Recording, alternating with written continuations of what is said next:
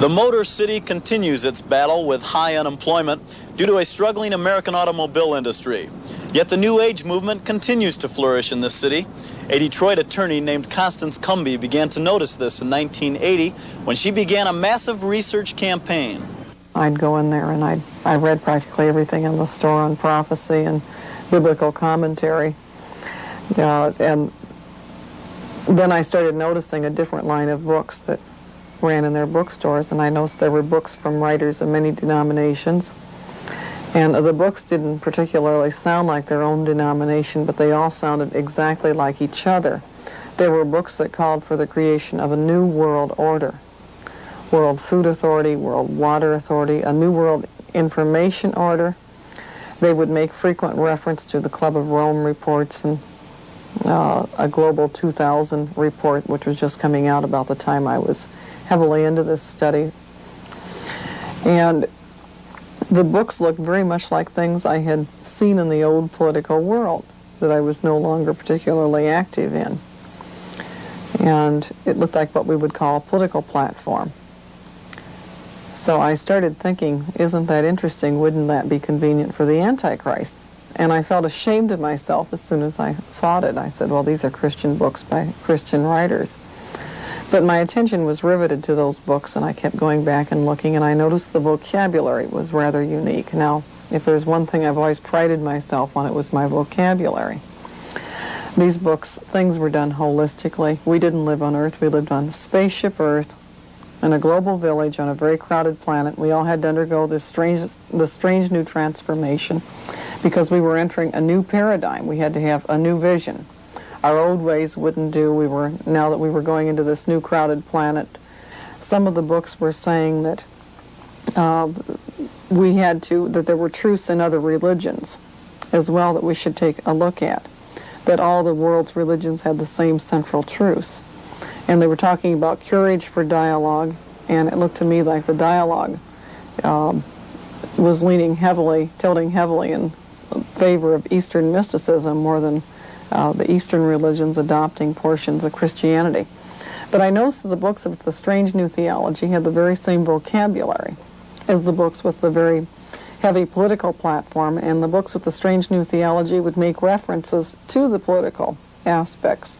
I didn't start putting it all together until I picked up a copy of The Aquarian Conspiracy by Marilyn Ferguson.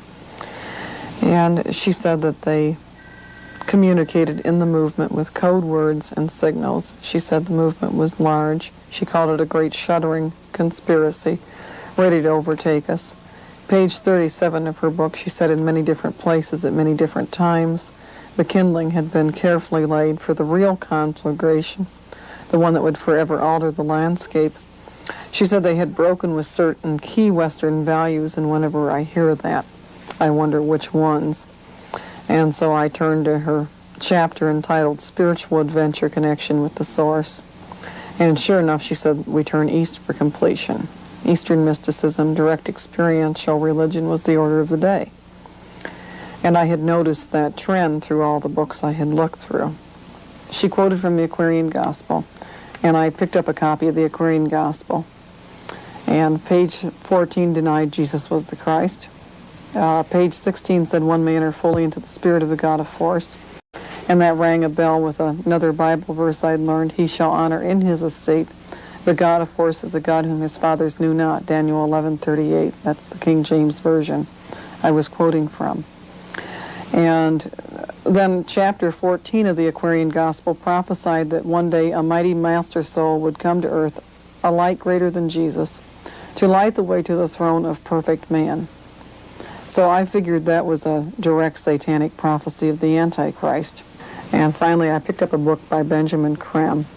I found it in July of 1981. It was entitled The Reappearance of the Christ and the Masters of Wisdom.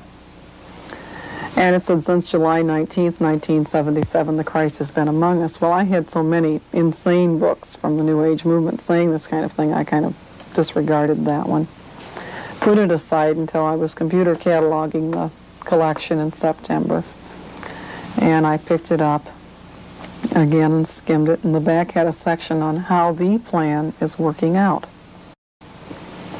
Well, I had suspected that there was a plan, but I didn't expect to find an admission in writing that there was a plan. That was more than I ever dared hope for.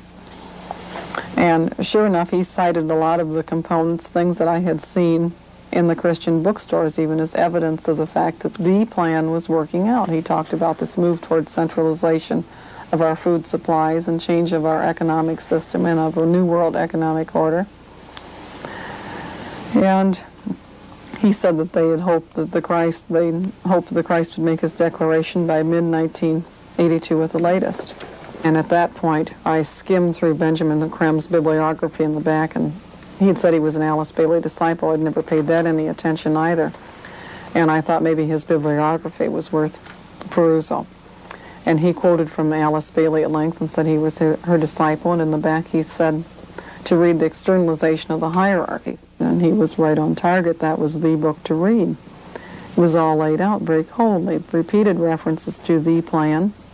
This book was written many years ago, between 1919 and 1949.